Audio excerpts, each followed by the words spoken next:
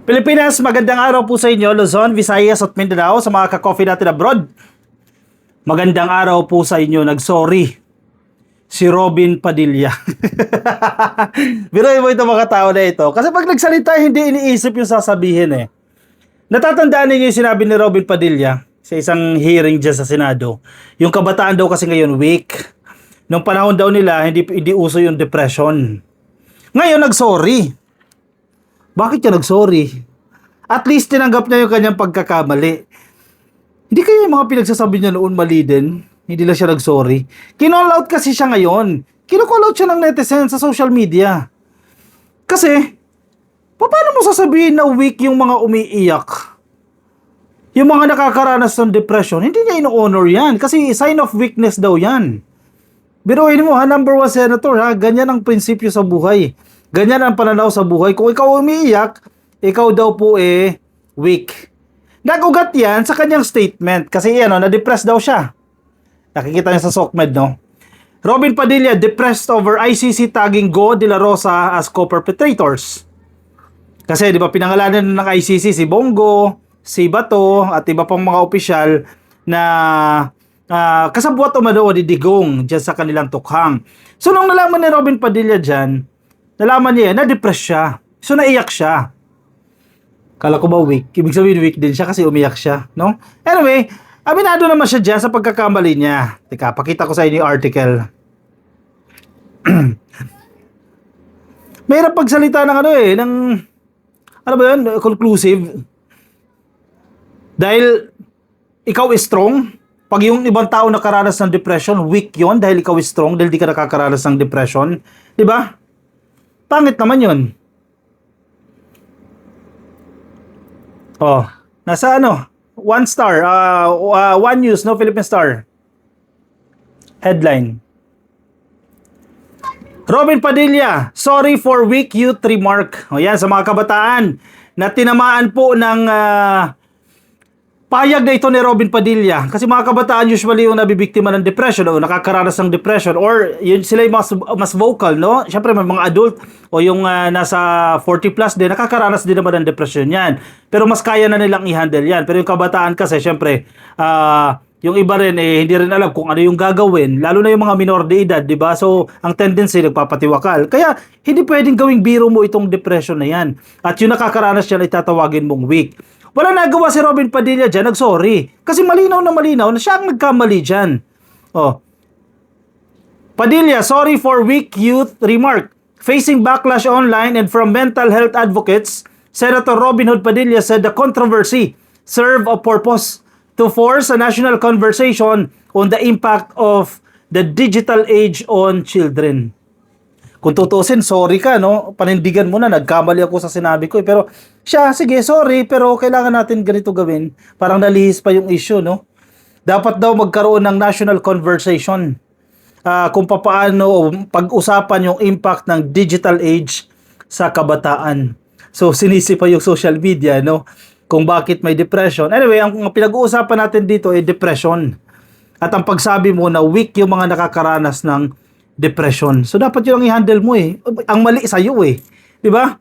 Pero ang pinupunto niya dyan, kailangan mag-usap ang national government, ang national as a whole, yung buong bansa mag-usap at pag-usapan yung impact ng digital age, social media, diba? Online, internet, sa welfare ng kabataan. Parang, yes, sorry, pero no, sorry. Parang gano'n. Nagigets yung punto ko, ka-coffee. Kasi biglang napunta sa digital age at ang impact nito sa kabataan, malayong malayo. Yes, nakakaranas ng depression yung iba dahil na-impluwensyahan din po ng online, ng mga games, mga online games. Pero, iba yung usapin ng statement mo eh. Doon sa gusto mong mangyari eh. For the sake lang na nag-sorry, yun lang yun. Senator Robin Padilla apologized on Friday, February 13, to people offended by his controversial remarks, calling today's youth weak amid rising suicide cases. Weak pala yun ha, weak.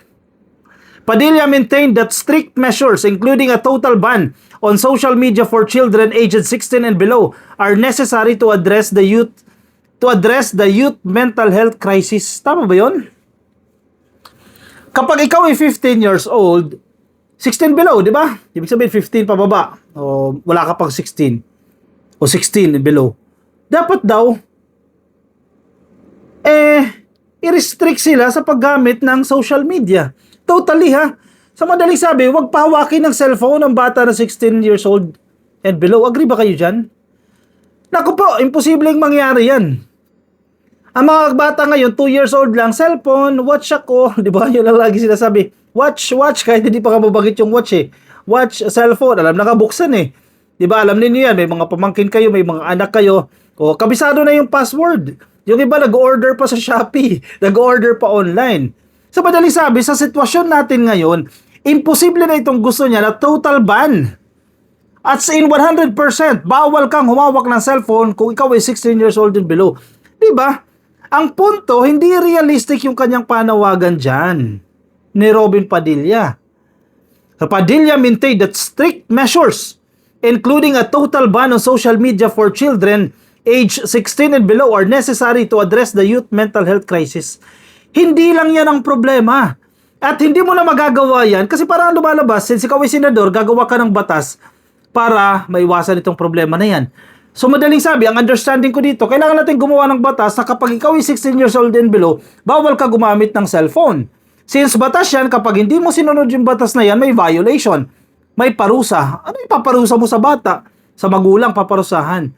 Ang problema sa mental health issues, hindi masosolve kung pagbabawalan mo ng cellphone yan. Maraming factors dyan. Yung pagdidisiplina ng magulang, yung aruga ng magulang, yung aruga ng mga guro, yung aruga ng mga kasambahay, yung aruga ng mga kaibigan na nakakausap niya. Ano pa ibang causes niyan? Naaabuso ng kapitbahay, naaabuso ng magulang, ginagahasa.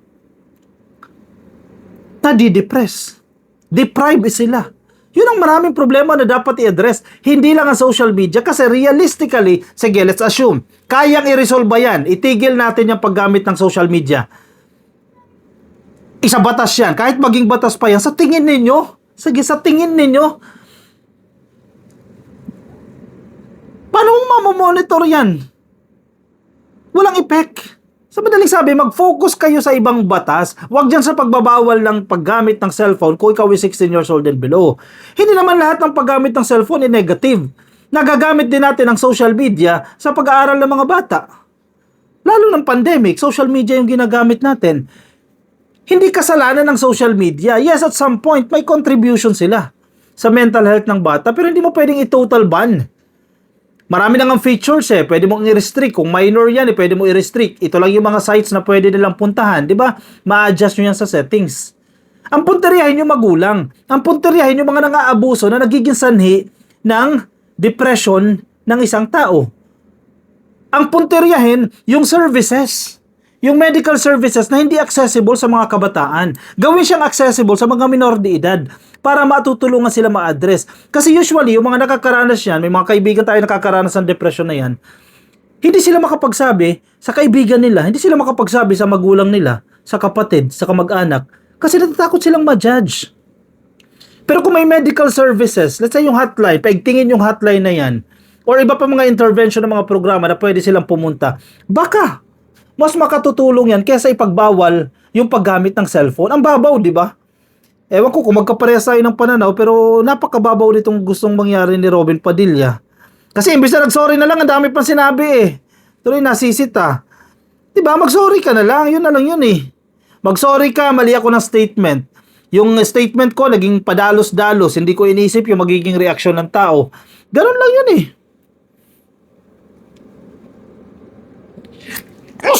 Excuse me. Hindi yung kung ano-ano pang sasabihin.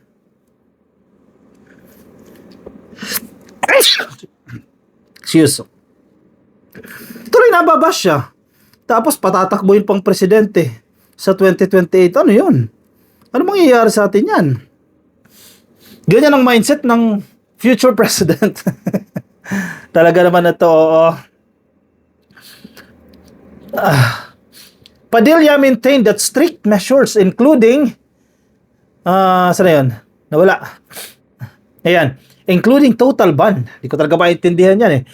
Facing backlash online and from mental health advocates, Padilla said the controversy serve a purpose. Yun, nakakuha ng silver lining pa pala. To force a national conversation on the impact of the digital age on children. Addressing television host Kim Atienza, who had reminded Padilla that, and I quote, "Depression is not a simple matter of generational divide." The senator said, paumanhin po. Kasi parang tinutukoy niya, kapag sinabi mong generational divide, no? Magkaiba tayo ng generation eh. Diba? Yung mga boomer, iba yung generation nila. Yung mga millennial, iba yung generation nila. Yung mga, ano yung iba? Mga Gen X, iba yung generation nila. Bawat generation, may mga character yan. No? Ang pinupunto dito ni Kuya Kim Atienza, syempre naranasan ng anak niya eh. Ang pangalan niyan? Yung unfortunately, no, pumanaw na kanyang anak ni Kim Atienza. Kalimutan ko yung pangalan. Basta yung babae na maganda, no? Sabi niya, hindi lang yan simpleng usapin ng generational divide. Hindi, porket pa ng panahon namin ni Lord Robin Padilla, malalakas kami eh. Meron pa ang corporal punishment eh, di ba? Papaluin ka pa eh. Pero ngayon, hindi mo na pwedeng gawin yan. Hindi lang yan as simple as that. Maraming factor kung bakit may depression. And even before, nangyayari din naman yan. May mga nagpapatiwakal din naman noon.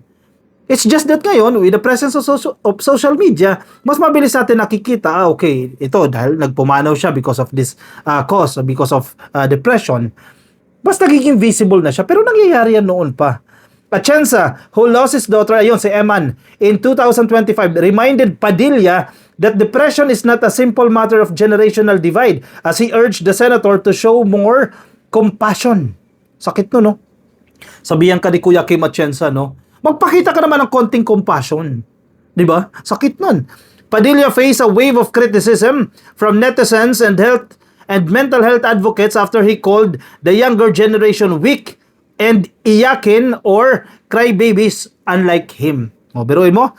Ganyan ang utak ni Robin Padilla. Porket ako, malakas ako. Porket ako, I do not cry, strong ako. Parang si Digong, porket ako, nagmumura ako. Porket ako, kaya kong murahin ng Diyos, I am strong.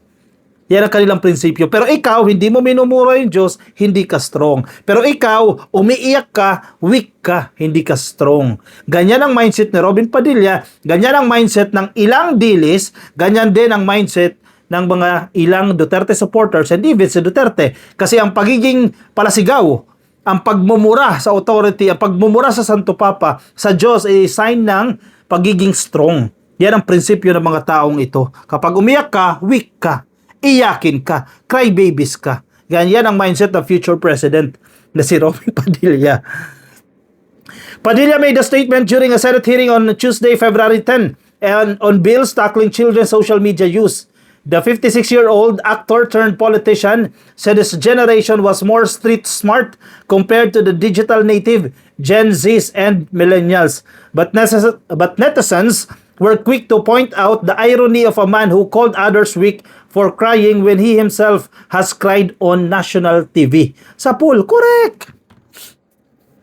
Umiiyak ka rin eh, nagdadrama-drama ka pa eh, nakunan pa ng picture eh, nakunan ng mga videos, umiiyak ka sa TV. Edi weak ka rin. Simpleng usapin ito, pero ewan ko ba hindi maintindihan ni Robin Padilla yan. Tapos sasabihin pa ni Mariel, hindi nyo deserve si Robin Padilla. Talagang hindi namin deserve yan. Kasi tinanong eh, kung tatakbo daw sa 2028 eh, hindi raw deserve ng taong bayan si Robin Padilla. Excuse me, ma'am. Excuse me, Mariel. Mas hindi namin deserve yan, si Robin Padilla. O siya, anong komento ninyo dyan? Anong masasabi ninyo?